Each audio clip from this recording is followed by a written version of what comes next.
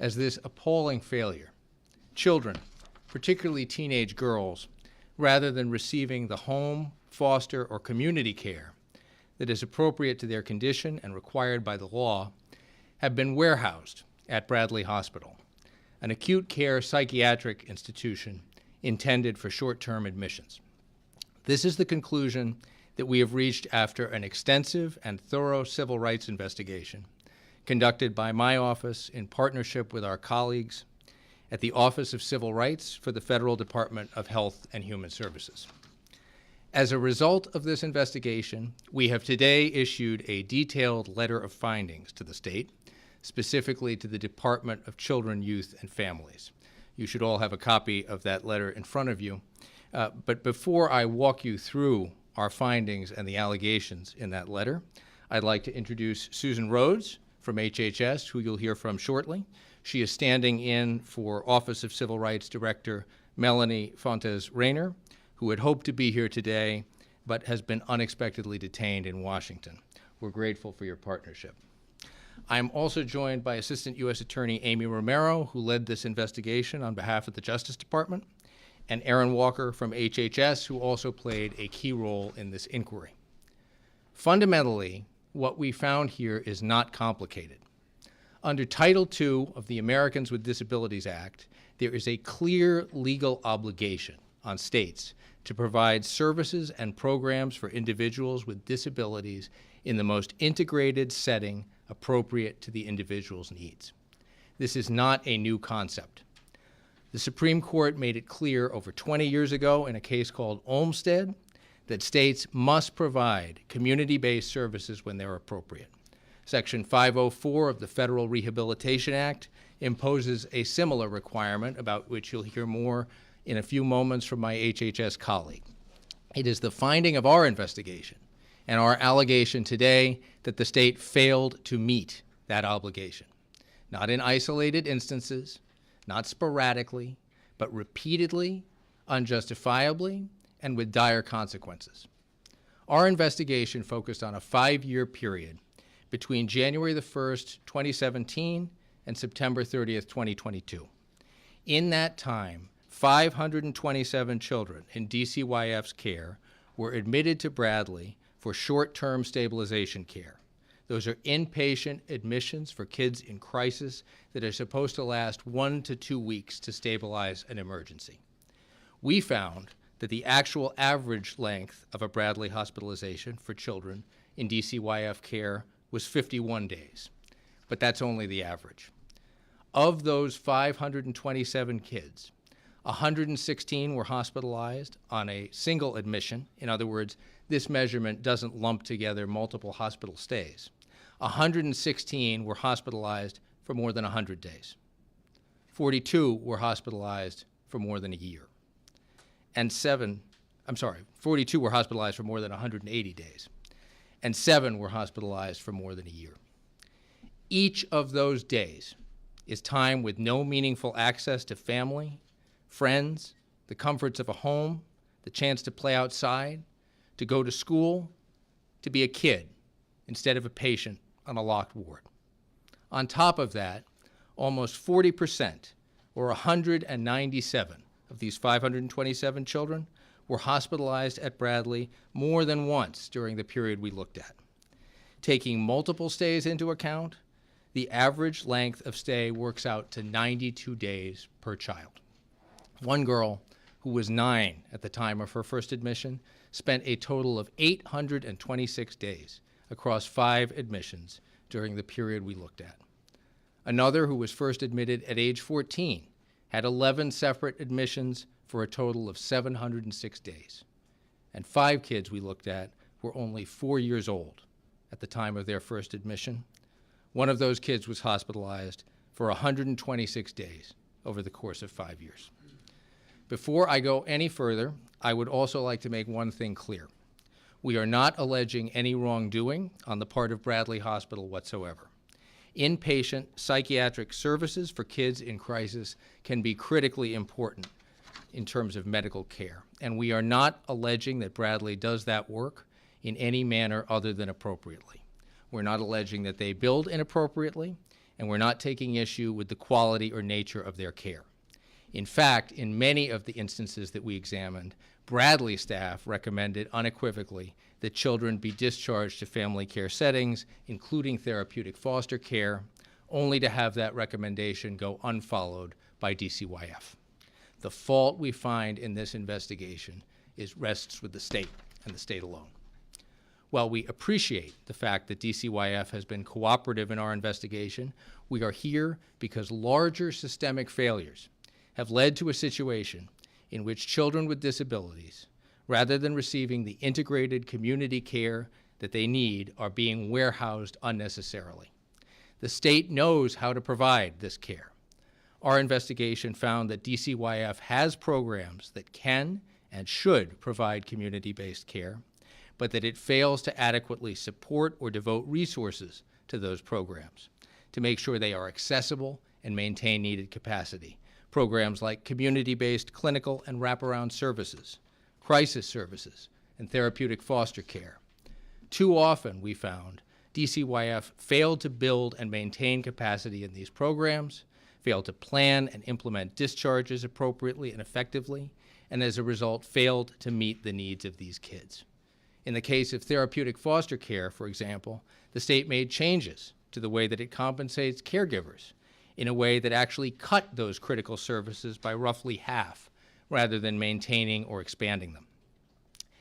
If you have children, it's not hard to envision how devastating what we found here is. Frankly, if you have empathy, it's not hard to envision how devastating this is.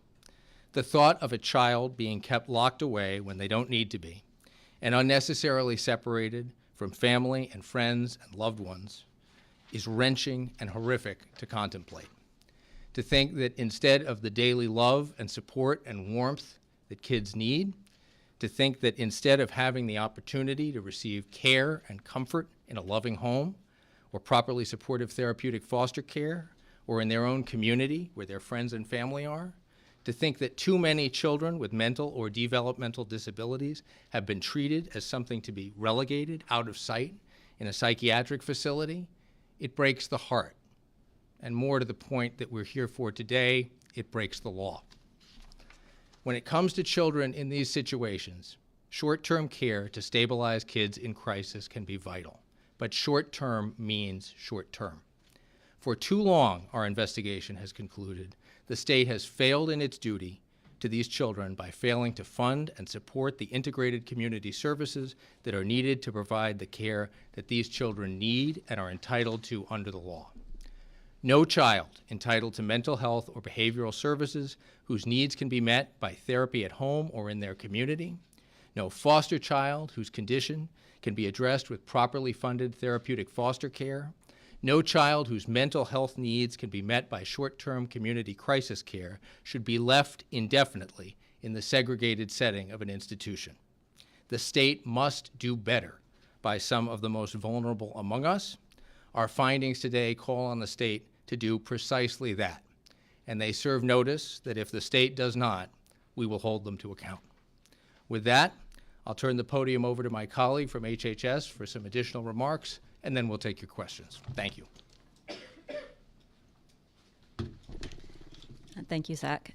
Hello, I'm Susan Rhodes. I'm the New England Regional Manager of the Office for Civil Rights, OCR, at the U.S. Department of Health and Human Services. OCR enforces civil rights and regulations prohibiting discrimination in health, care, and human service programs. This is the first Olmstead case out of the OCR's new Olmstead initiative. OCR is committed to promoting health equity across our healthcare system and advancing equitable health outcomes for all communities. I am here today to discuss findings from a multi-year investigation OCR conducted with the U.S. Attorney's Office into how the Rhode Island Department of Children, Youth, and Families serve children with behavioral health disabilities. After many interviews and extensive document and data review, we found that the state had failed to provide services to children with behavioral health disabilities in the most integrated setting appropriate to their needs. Despite typically needing inpatient services for only 1 to 2 weeks, children in the care and custody of the state who had behavioral health disabilities were routinely and unnecessarily segregated in an acute care psychiatric hospital, as opposed to living in their communities for weeks, months, and in some cases more than a year. These children could have had their needs met in a less restrictive setting among their communities. Unfortunately, cases like this are not new. We see them throughout the country. Children and adults with disabilities, both physical and behavioral, have long experienced unnecessary segregation, which perpetuates dangerous assumptions about their ability to participate in community life, directly diminishes their autonomy, and may harm their health and well-being. In this case, the state's unnecessary segregation of children with behavioral health disabilities violates Title II of the Americans with Disabilities Act and Section 504 of the Rehabilitation Act, which both require public entities to administer their services, programs, and activities for people with disabilities in the most integrated setting appropriate to their needs. Today's finding in this investigation aligns with the U.S. Supreme Court's 1999 landmark case, Olmstead versus LC, which holds that unjustified isolation is a form of discrimination based on disability. I am proud to say that 25 years later, OCR continues to enforce Olmstead's central tenet that people with disabilities have a fundamental right to live in their communities rather than in institutions. I am also proud to say that this finding follows on the heels of two significant rules HHS has finalized to further strengthen protections for people with disabilities. The final rules, one that makes care more accessible for people with disabilities under Section 504 of the Rehabilitation Act, and one that bolsters protections for people with disabilities under Section 1557 of the Affordable Care Act, will advance justice and health equity for people with disabilities and help ensure they receive accessible care and services in the most integrated setting. We at OCR extend our sincere thanks to the U.S. Attorney's Office colleagues who investigated this case along with us and helped us reach that decision. Investigations and findings like these are critical because they are a step to ensure children will avoid unnecessary, lengthy, and repeated hospitalizations and instead be able to live in their own homes and communities. OCR will continue to uplift and protect the civil rights of people with disabilities through policy and enforcement. OCR looks forward to working with the state of Rhode Island to ensure all children receive the care and support they need in a setting that works best for them. Thank you. If you have any questions, we're happy to address them. You said if the state doesn't remedy the situation, this office will hold the state to account. I did. What would that look like? That would look like a lawsuit. The issuance of our letter of findings is both to detail to the state what we found in the course of the investigation, and it's a condition precedent to our taking enforcement action if we need to. Is this an issue of not enough money, not enough resources and beds, or is it something more insidious? Well, I want to take that apart a little bit.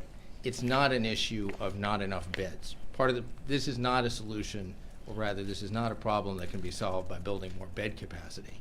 The problem is the use of hospitalization when less restrictive means are available and necessary, like community care, like therapeutic foster care, settings that don't involve actually confining a child to a hospital. Are those services available, though? They are available. And in fact, one of the things that we detail in our letter of findings is that the state has developed these programs in many cases, but it either hasn't funded them, it's reduced the funding to them, or it's prioritized the easy solution of putting children in a hospital setting rather than in a community setting. Was DCYF aware of this multi-year investigation? Absolutely. And so why go the route of kind of giving them a warning now instead of filing a lawsuit? And what's your expectation of how long it should take before they make some sort of changes?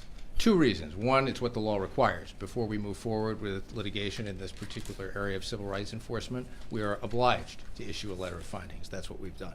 Second, we're always hopeful that when presented with the facts that a state agency or any other individual will act appropriately. I will say DCYF has been cooperative in our investigation. We have several other matters involving the state and disability rights in which in the past we have been able to reach an accommodation so that the rights of disabled individuals are protected. That remains our hope here. Do you have a timeline as to how long you would give them? We've laid out in the letter that we expect to hear within 10 days whether the state wants to discuss a resolution of this case. We're going to take this step by step. If we do not receive engagement at that point, then we'll consider our options accordingly. And so just one more follow-up. There was a mention that there are issues with this in other parts of the country. Yes. Is what you've seen here beyond the scope of what is, obviously you're saying it's not acceptable, but beyond what is seen in other parts of the country? I don't know that I can speak to that particularly. I can tell you that obviously the facts we found here were very jarring. Some of the length of stay instances that we saw with particularly some of those patients and a decent number of those patients are particularly jarring. You looked at this going up to September 30th, 2022. Is there any indication that things have changed since then? Well, I should say that that's the formal scope of our investigation. We have received some continuing data, and in fact, I believe the state DCYF issued a report today that actually shows an uptick rather than a downtick in the number of hospital admissions. I think it went from 32 to 50. Yeah. So every suggestion is that this problem continues to be an issue. I'm glad you mentioned the time frame as well. One of the things that we deliberately looked at going back to 2017 was to make sure that this was not an artifact of COVID, that this was something that happened regardless of what developed during COVID, and we found very much that this was a problem that was consistent irregardless of the COVID situation. And what spurred the investigation? A variety of complaints. We received complaints from multiple sources, including parents, community caregivers, healthcare providers, and others. And based on those, in late 2021, this office referred the matter to our colleagues at HHS. Early in 2022, we formally opened an investigation together with them and proceeded accordingly. 10 days from now, DCYF responds. What would be satisfactory in your mind as to examples of how they would respond? What would you like to see the state do immediately? You know, I'm not going to comment on specifically what the terms of a settlement would look like. We laid out in our letter some of the particular types of programs and therapy and care that need to be implemented. As I said, in many of these instances, the state already knows how to do this. So for example, with respect to foster care, therapeutic foster care, a commitment to adequately funding that care, a plan to build out capacity, a plan to provide community-related support and wraparound services for these kids. I'd like to see concrete examples of what the state intends to do to fix this problem. Yes, ma'am. Is there any indication that some of the reasons that children weren't moved out into the communities because people who were providers felt that there weren't proper, options for them in the community? Well, we saw, let me answer that in two ways. We saw two things. One, we saw a concrete lack of discharge planning on the part of DCYF. We saw them almost engaging in a check-the-box exercise where the same recommendations were made in every instance without any real consideration of the individual needs of the child. And yes, in some instances, I mentioned therapeutic foster care, the way that the DCYF compensates those families changed, and as a result, they have fewer families participating in those programs. But part of our point is that the state knows how to incentivize and provide those programs, and it's simply not doing that. That's what leads in too many instances to kids either staying at a facility or being readmitted to a facility when they could get the care they need in another setting. So they've just been doing this because it's the easiest option? I mean, what did you find for a reason why this is happening? You'd have to talk to DCYF as to what their rationale has been. Again, we've seen a lot of rote discharge planning, failure of discharge planning, and generally sort of a reflexive use of hospitalization in lieu of these other forms of care that are more appropriate to the patient. For the period you looked at, 527 kids were hospitalized. Should the number we be using in terms of the number of children who had their civil rights violated be, back of the math to get the math, is 165 kids, so that's 116 that were 100 days or more, and then you said 42 or whatever it was, 187 of more than a year. Is it 165 civil rights violations, if you will, that you found, not the 527 number? I don't think it's that mathematically precise, and I think it's hard to put a specific number on it because it's every instance in which you have a kid staying in the hospital when they don't need to be in the hospital. So in some of those instances, when you get to week 3, if that condition can be adequately treated in the community and should be adequately treated in the community, that patient is staying longer than they ought to. Some of the most egregious examples involve more than a year or more than 180 days, but I don't know that I'd be comfortable putting a specific number on it. But hundreds? I think that would be fair to say.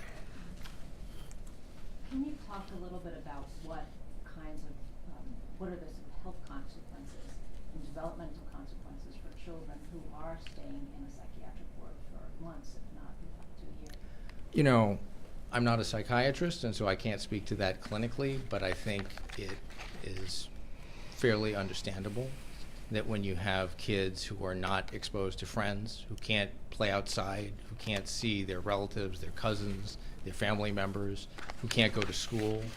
I mean, I'll note that some of you folks in the media have done a very good job reporting on concerns at this particular hospital, that children were not receiving educational services while they were there long term. And the solution was to get them Chromebooks. Well, that's not a solution that provides kids with education or integration with peers and any meaningful opportunity to grow as a child. So I think all of those have very serious negative impacts on children. In the event that you have to go down the route of filing a lawsuit, you don't get a response from the state that's adequate, what does that look like? Well, I remain hopeful that we will get some traction and engagement with the state. There have been several other, including 2 other Olmsted-related matters that we have brought in this district. One involving adults who were in the sheltered workshop context, and another involving a single individual who was not receiving community or home care when those services would have met that individual's needs. So I'm hopeful that we'll receive some traction, and if not, we'll discuss with our colleagues at HHS and determine the most appropriate manner to proceed. The state Supreme Court in April vacated a couple of family court orders on DCYF, saying essentially they had adequately tried to place a couple teenagers. There weren't places to place them. They weren't sitting on their hands. You seem to be saying they might be, that they're not doing enough, that they can be doing. Our focus is on the 2 federal civil rights statutes that we're looking at here. I can't speak to the individual circumstances of a family court case. Our fundamental contention is that the state needs to do more to meet its federal civil rights obligations, period, full stop. Okay, thank you. Thank you all. Thank you.